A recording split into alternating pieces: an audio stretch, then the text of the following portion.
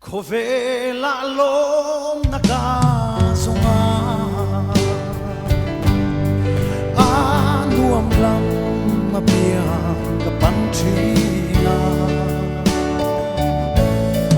lim na thuruk char chua katum lain kanun kong kalo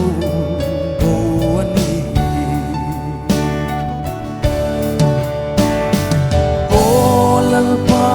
min ngai dam la ke mi sual shem bun ma bak mai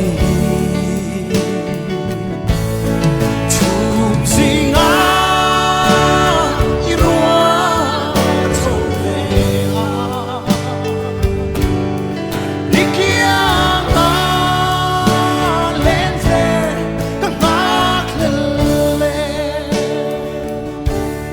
Kovel hausa na hui tumin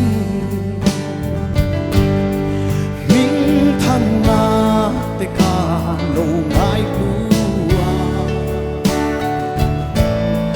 Kovel nei tum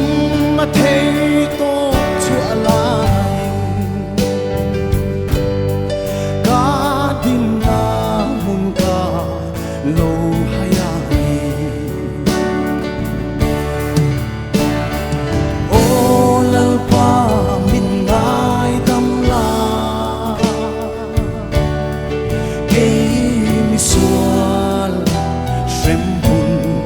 bak mai chum singa irua na chou ve a ikia nga len ve kan bak le kan che na khovel bol lo ya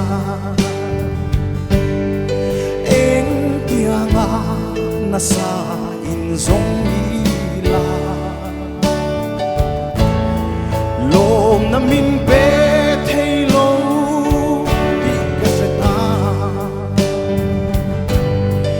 i sualam